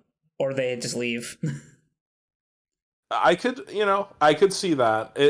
Because because I guess Scream 6 was pretty popular, so I guess it is big enough for them to parody a little bit. Yeah. Scary Movie 6. God, I would love it if they parodied. God, I mean, they have to get Smile in there. I hope. I love some Conjuring jokes because, listen, I know I'm a Conjuring diehard fan, but there's so much to make fun of. I feel ya. There's so much to fucking poke at. Yeah, because I just recently rewatched the first one. I was like, oh boy, this is so good. This is worse than I remember somehow. I was sad when I realized halfway through that my house was Conjuring 2. Yeah, it's like, 2, God bro. damn it. I love it. It's like one of my favorite jump scares of all time. My house. Listen, I haven't seen most of the Conjuring verse, but I feel confident in saying that's probably the best thing in all of it. So, ooh, I could probably give you my favorite Conjuring verse movie. My house. I mean, I'm gonna say it's that off the top of my head, but it's probably Annabelle Creation. Because isn't that Mike Flanagan? No, that's David Sandberg, who did Lights Out. Okay. Oh, okay. No, they got Flanagan to do Ouija 2. That's right. Which is also way too good.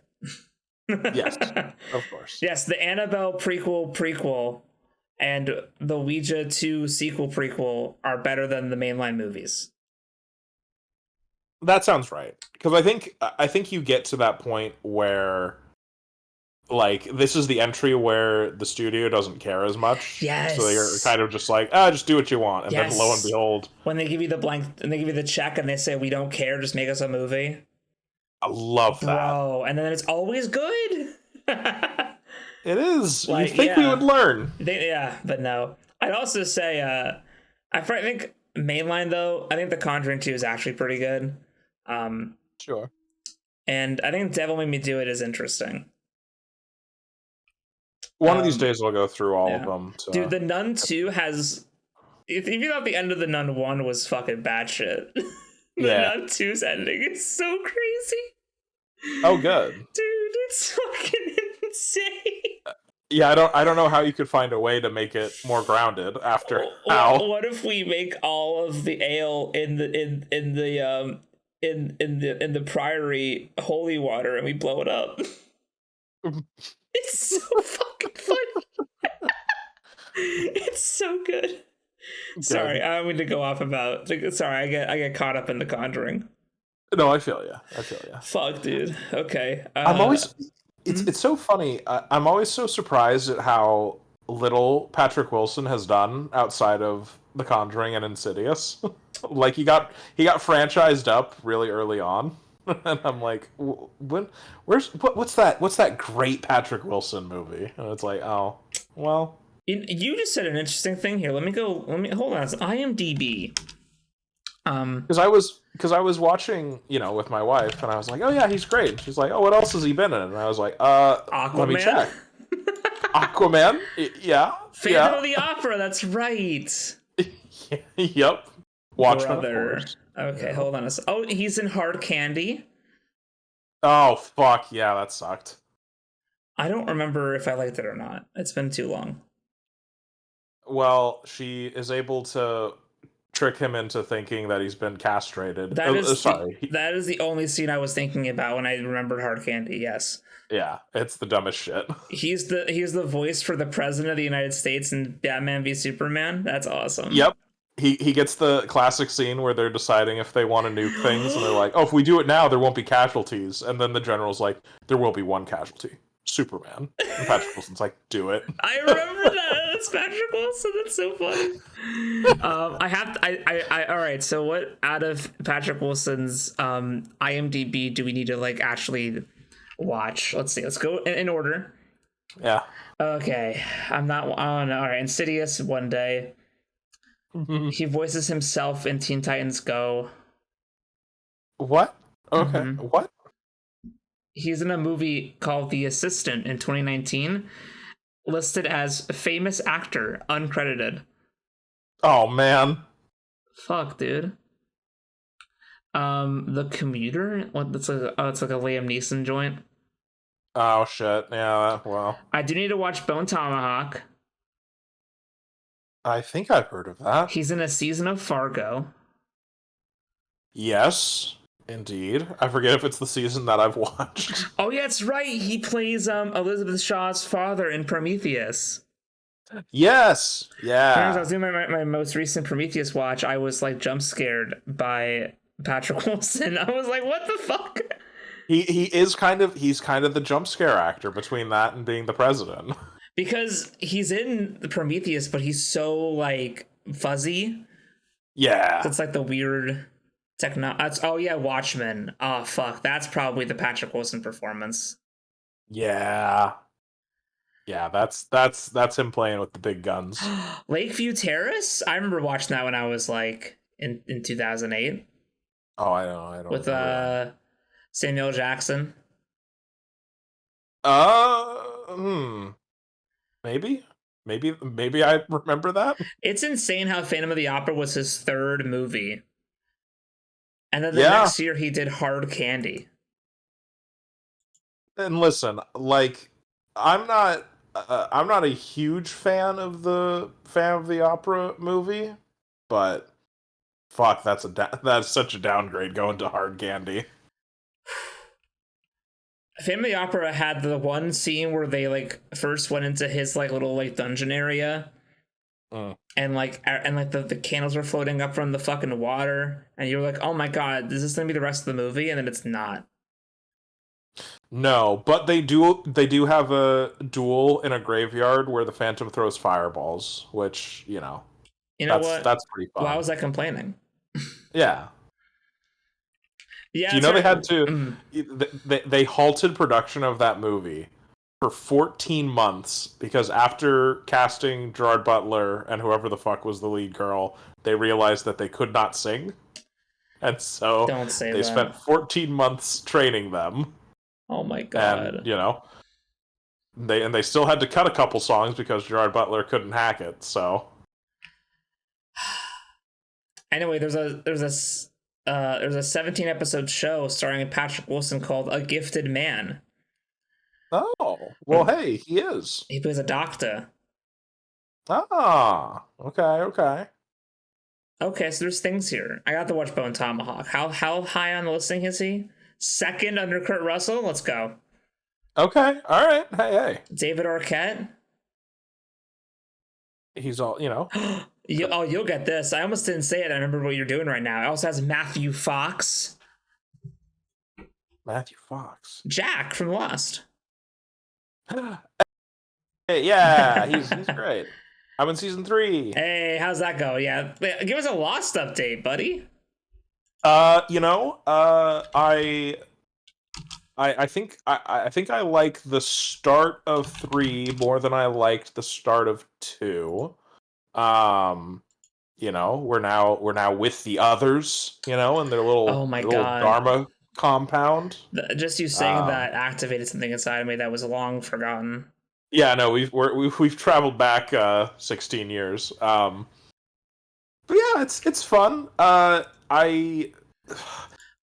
Jack Shepard, what a fucking name, bro. It's that's the hero Mick protagonist. That's his name. Jack Shepard is my favorite character in 2008 third-person cover shooter military. Yeah, no, that's right. Also, I doubt this is a hot take, but Sawyer is so much cooler than Jack. So, oh, that is a cold take. You are among friends. He's the best.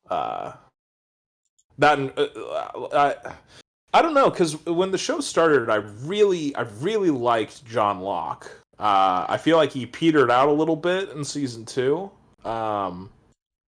Curious how I haven't seen a whole lot of him in season 3, so I do like John Locke.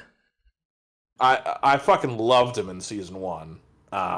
He is great. So I hope that he maintains. He had an interesting arc in 2, but I don't know. It wasn't enough for me. Yeah, and then God, I'm going off memory. I'm looking at the characters right now, but Charlie was interesting. Charlie was interesting. Yeah, I would say he lulled a little bit at the beginning of season 2, and then he bounced back at the end of season 2. So that was great. Yeah.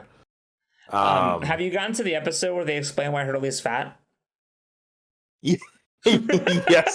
Yes, I have. That's such a fucking dumb. That was interesting. Because that they had to address it is hilarious. Well, and it's funny because their explanation still didn't make sense. Mm-hmm. Because they were like, "Oh, I've been hoarding food," and it's like, "But we just found the bunker." Yeah, you should still be losing weight. You should still have lost weight between when we got on the island and when you found the bunker. I gotta rewatch Lost, bro. I'm looking at these characters and I'm like, man, there's a lot of actors in here that I forgot that I didn't know when I was watching Lost back in like fucking early 2000s. Yeah, buddy. I'm seeing fucking the guy from the Mummy Returns. Oh, sure. Lochna. I can't. It's recall. Okay. I know Mummy characters, but it's fine. Also, I apologize. Very unprofessional, but you're gonna dip on me. I have an emergency. I need to bounce for just a second. Just a second. I could talk to the cast for as long as you need, my friend. Okay, perfect. I will. I'm gonna give me like a minute, and I'll. Oh, just a minute. Okay, that's easy. Hi everyone. Welcome to Sal's podcast. I'm gonna talk about some stuff that Nathan's gonna be uninterested in, but he will feign interest for the sake of conversation because he's a good friend and a good person to me. So I'm gonna talk about I don't know. I recently finished watching Kamen Rider Faiz. Some of you might be asking, what's a Kamen Rider? Maybe you're not, because maybe you're used to me going off about Kamen Rider, but it's a masked superhero show from Japan. And since the year 2000, they air a season every year, but every season's a different main character. So it's a different Kamen Rider. And I just added Faiz. That's Kamen Rider Faiz right there. There he is. That's our boy. And every year, it's like a new hero who takes up the name Kamen Rider. They're not all in the same. They're not in the same universe. So it's a different universe, different rules, different mechanics, different characters, different lore. Every 10-ish years, like 2010 and then 2020, they do like retrospective seasons that kind of call back to older stuff. But for the most part, they're all their own hero, their own characters, their own stories. It's like it's like if season 1 was Spider-Man Peter Parker, then season 2 was a whole new show, and it was just about Miles Morales. Then the third one's a new character. It's about I don't know, what is it? Penny Parker. I don't know. Then it's Noir Spider-Man. It's like that. It's like, what if every season was a different iteration kind of this sort of hero. I just finished watching Faiz, which is, I think, I forget how many in that is, but it's, let's see, Kuga, Agito, Ryuki, Faiz. So this is the fourth in like what is kind of considered the modern run of Kamen Rider. I'm not watching the 70s stuff at the moment. Yeah, thank you. Just because it's old hat for me, also harder to find. So I finished watching Kamen Rider Faiz. And it's 50 episodes, 50 23-minute-ish episodes, and then a movie that's like an alternate ending movie sort of dealio. Is he here? Why did he clap? That was scary. Are you here, Nathan? I'm back. I didn't want to interrupt your flow. Thank you so much. Yes, 50 episodes and then an alternate ending movie. So I watched all of that. A 20th anniversary movie came out this year, but I'm saving it for later. But it was a really interesting show where it's like about this like this belt that's an actual physical belt, and it's the Faiz belt, and it gets put on our main character Takumi, and then he turns into Kamen Rider Faiz. But it's weird because other people can't use the belt to transform, but he can, and he has to fight these monsters called Orphanox, who are like people who have been attacked by Orphanox, and sometimes when an Orphanox kills you, you turn into one. Oh, no. And so you're also following these other characters who are Orphanox who don't want to hunt humans. And they have a bunch of struggles in dealing with their humanity and their Orphanox isms. And they're not all bad, which is really interesting. It's like the first Kamen Rider show I've watched where like the villains aren't, like the monsters aren't all bad people. Oh, okay. And it's kind of dealing with that struggle of like there's a second Kamen Rider that shows up named Kaiza, who's super like, he's not a good guy, and he wants to just kill all the Orphanox, and so he's a bit of a problem to deal with. And yeah, it's like 50 episodes of that, and I'm dealing with like the interpersonal drama between Takumi and the characters around him, and then how the main Orphanox who's good is named Kiba Yuji, and like he's really cool because the show opens with him, and you think, oh, is he going to be Faiz? And then he turns out to be a monster, and you're like, oh no, then who's Faiz? And then you find this fucking like cold, mean douchebag, and he's our hero. Perfect. And I love him. And yeah, I'd say this is a pretty solid show. It's not of the Kamen Rider shows I finished, I will say it's my least favorite. I did not finish Agito because I hated it. But this is written by the guy who wrote Agito. So he improves. Okay. There's some he did improve? Yes, there's some elements that are similar from Agito, but definitely done way better this time. Way better. I would recommend it. It's good. I mean, I really enjoyed it. It had the Kamen Rider formula of the first 10 episodes are a bit of a feeling out process. And then from episode 10 to 30, it's like monster of the week, dealing with problems, having some fun. And then 30 to 50, it's like, okay, revelations, things are happening, characters are dying. And then there was the movie, which is an alternate reality movie where like it was like post-apocalyptic, and it opened with like Takumi's dead, Faiz is dead, and I'm like, what the fuck? And it tells a completely different story from the show, and it was really interesting too, except one of the villains spoke English, and it was like a jump scare. Oh, that is freaky. He was like, hey you, and my husband and I were like, what the fuck, get off my screen. Stop speaking English. Yeah, that's not right with God. No, it was terrible, and he's wearing like gym shorts and shit and like a wristband, and I'm like, this douchebag has gotta go. And then he kills the main character, and we're like, son of a bitch, you got by that guy. That reminds me, and it's very sad. So there's in Godzilla Final Wars, it's happening all over the world, and there's like one scene that happens in the United States, and so you have people speaking English, but it sucks because they in the Japanese version they're just dubbed over in Japanese, and in the dubbed version they're redubbed over, so you don't get to hear what they're originally saying. Oh my god. and it's like, and I know that it's a scene between a cop and a pimp, and I know that the cop drops like 5 or 6 f-bombs in like 30 seconds, and I was like, I'm so ready for it. But the dub version, it's toned down, and so I was like, man, I just want to hear him say it. Yeah. What's cool about my copy of Faiz I got, because it's hard to get US Kamen Rider copies, is that I got a retranslation of Faiz, and this person also added in a licensed song that played during the original TV airings, but was cut from subsequent releases. And it dropped a lot of N-bombs. Oh, I was like, oh, I understand maybe why this didn't want to go to Blu-ray.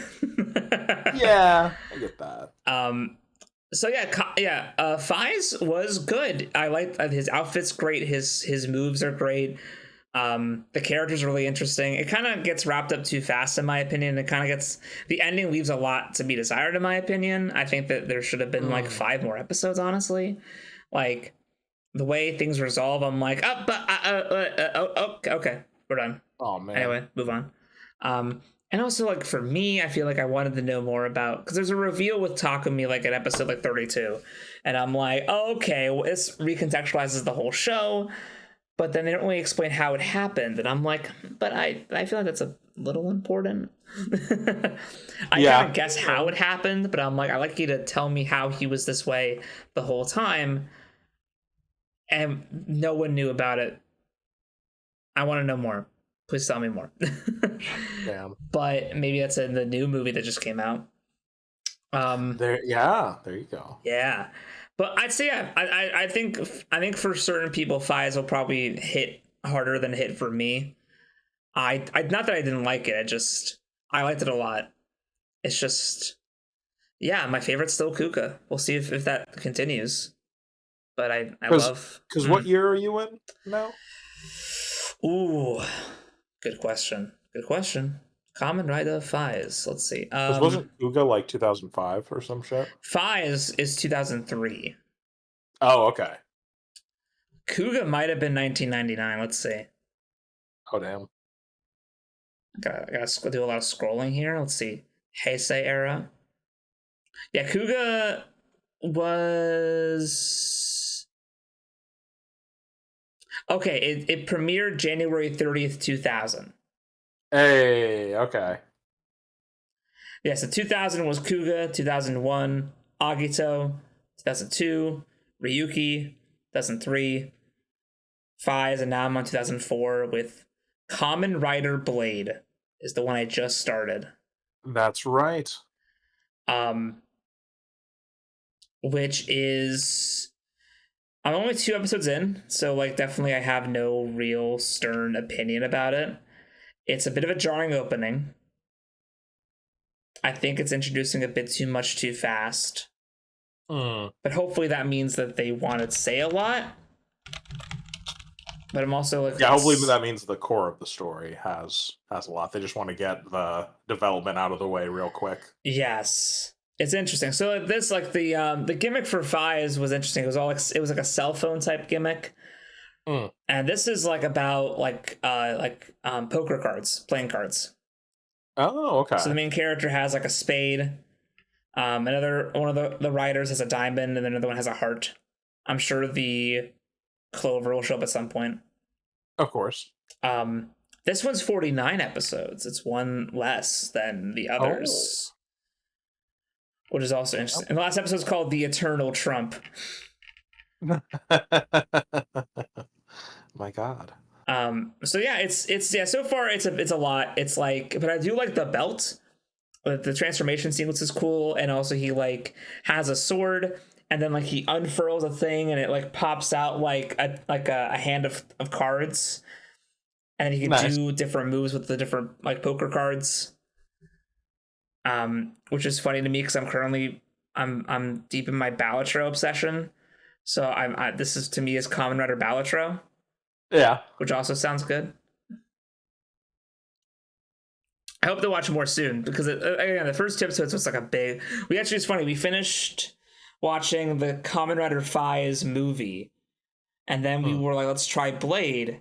And then our cat, one of our cats was like trying to eat our food while we were watching it, so we couldn't really fully focus. So the next day we were like, let's rewatch the first episode, and we did. We watched episode 1 and 2, and we were still like, I'm not quite sure what happened. Oh God. So we're trying to pay attention. I think it's just getting. I think every Kamen writer has a bit of a first couple episode, like, hey, I know you just broke up with your ex. I'm your new thing. There's like a feeling out process. Except for Kuga, because that just started and was good from the start to the end. Sure. That's why it's the best. Even when I watched, because the first Kamen Rider show I watched the completion was Double, which I think it was like 2010, 2011. That I remember had a bit of a feeling out process where I was like, what the fuck, did I miss something? Should I watch the other show? And it's like, no, you shouldn't have, it's okay. And I was like, all right. Interesting. So is Akito the only one that you did not watch all of? Yeah. That's the only one I dropped. Damn.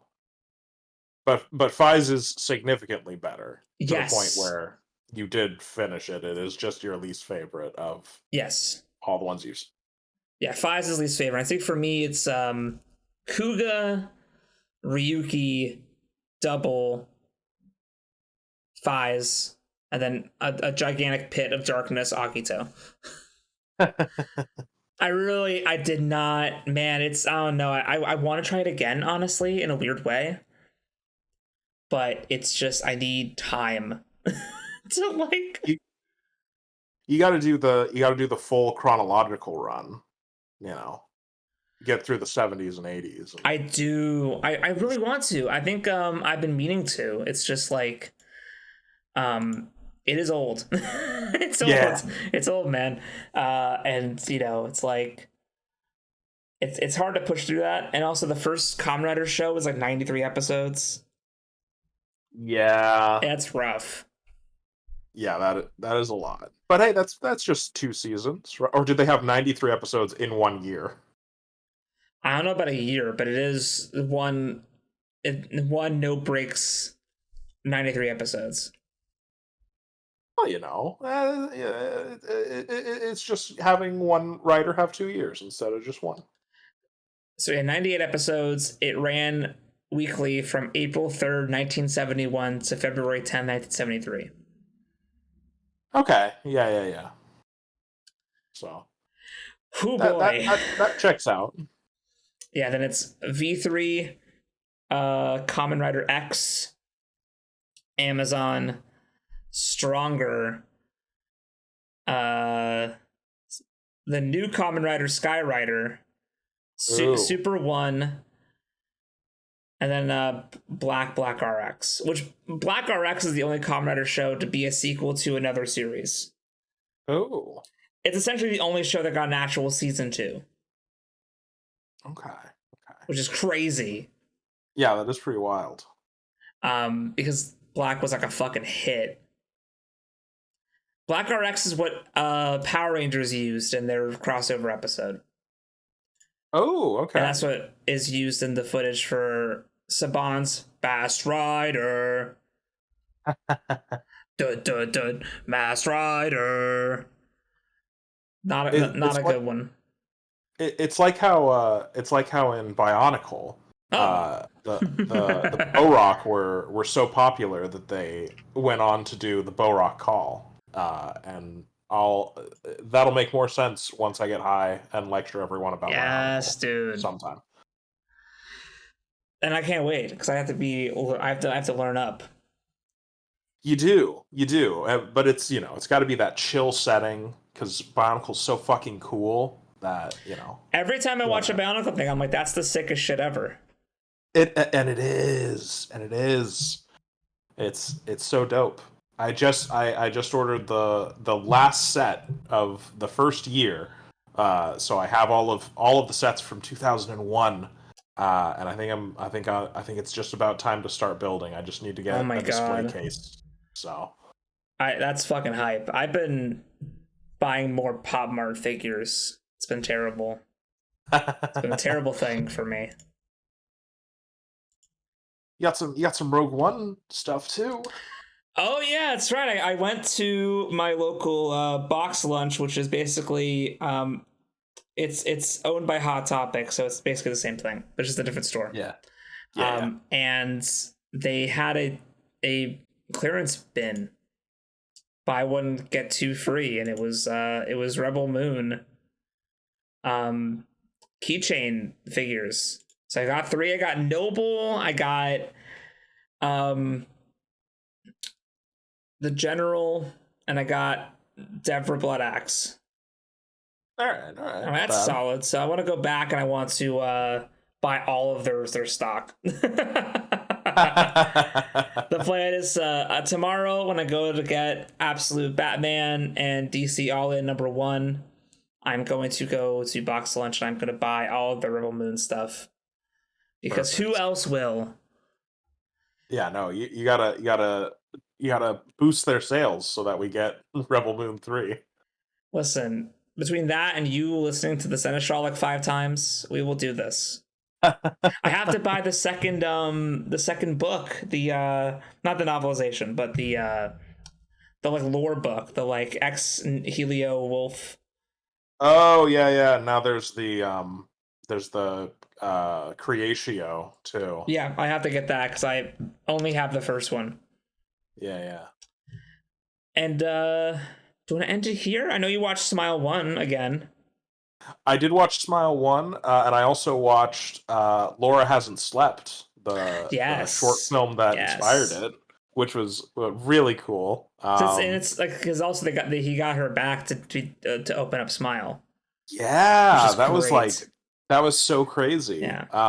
And it was very interesting to see, because I watched Smile first, and then as I was watching, I read and saw that he had made a short film that led to it. I was like, oh shit, and it's on YouTube, so I watched it after, and I was like, oh yeah, it's weird to see how like the idea evolved, and also just, can't say it enough, but how much fucking Crystal Ball's score just elevates it to another level. Yeah.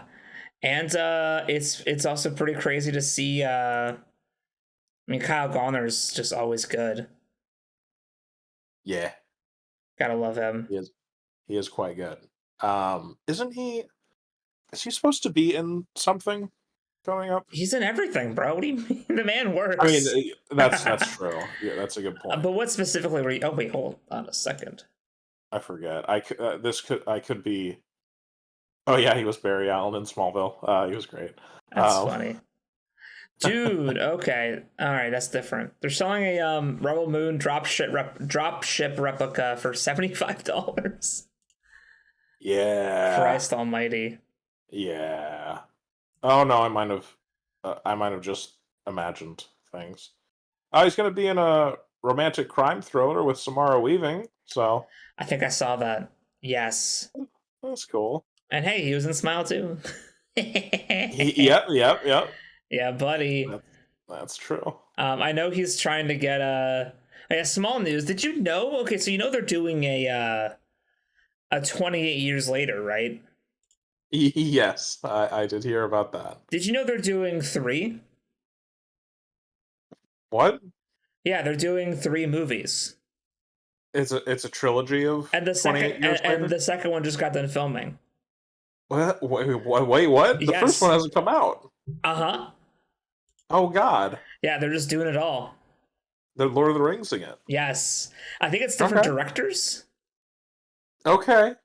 But yeah, they're doing it as multiple people. Interesting. It's crazy.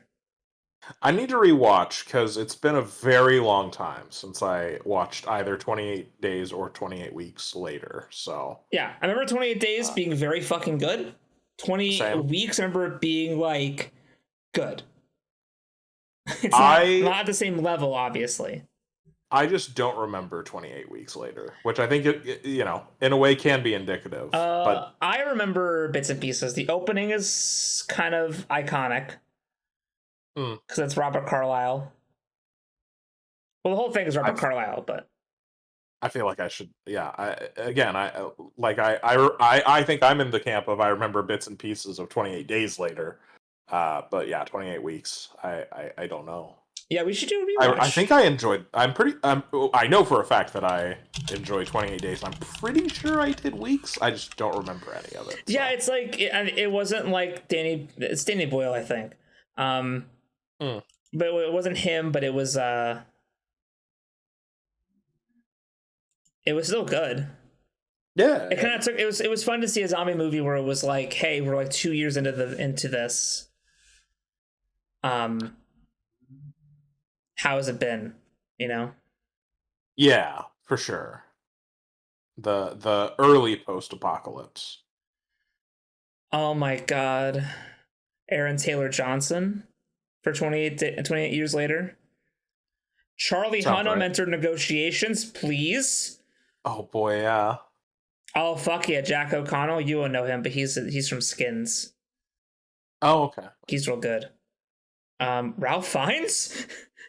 Oh shit! Wait a minute, wasn't he in Days? Oh shit! Wait a minute. Oh no, this is not good. Isn't he the evil general at the end of Days? I don't know. Oh no. Wasn't that him? I'm looking at the cast right now. I remember. No, that was Christopher Eccleston. Yeah, that's it. That's who I was thinking about. I was thinking about Christopher Eccleston. That's funny. That's fair. Hey, listen, that's a big compliment to be misremembered as Ray Fiennes. So. Yeah, back to back. Oh my god. It's wild. It's like Horizon. Yeah, they finished filming the first one back in May. And they just finished the production of the second one. That's wild. And so, okay, so it's the same screenwriter as the first movie. Alex Garland is writing all 3 movies. That's good. And then Nika, so I think the first one's Danny Boyle directing. Okay. Nika DaCosta's doing the second movie, which she did Candyman and the Marvels. Oh, I haven't seen either of those things. Candyman had a lot of interesting direction. It just wasn't like a really interesting script. Sure. So if she's not writing it, fine.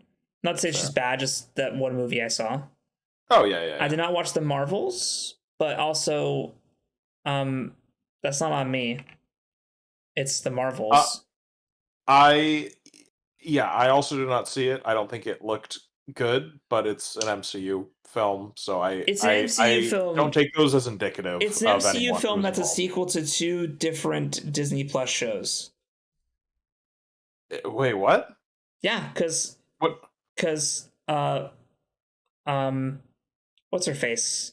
Because I know Miss Marvel. Yes, Miss Marvel, but also then the other girls in WandaVision. Oh fuck! Shit. Rambeau, yeah.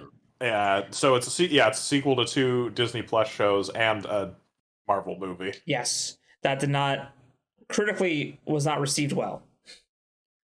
So it's in a very bad position. Yeah. And no matter how good it might have been, it's just, they tried to pin that on like, oh, people don't want to see women lead a movie. That's not it, dude. It's like you made a movie that is the sequel to a movie that didn't like do well critically, and then 2 Disney Plus shows. Like the amount of homework I have to do to watch this movie that I'm not really all that interested in the first place.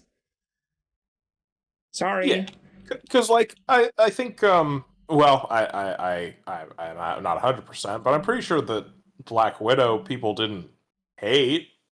You know, I thought it was. I'd say most people are like, yeah, that's a movie. Yeah, I think people are glad that she got a movie because and it helped that was a prequel.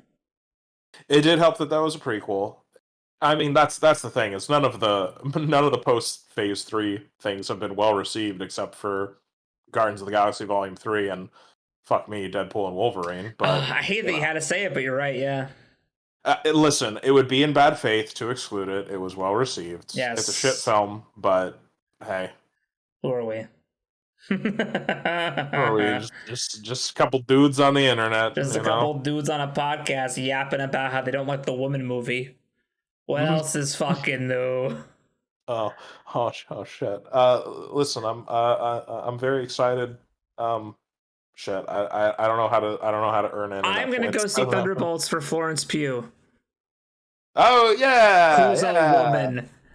I think I don't know if I said this last time, but I did finally watch the trailer for that, and I was like, this looks all right. Yeah, it looks all right. It's got potential. Listen, I love women. I went out and I bought a Wonder Woman comic. When's the last time you fuckers did that? That's what I'm talking about, bitch.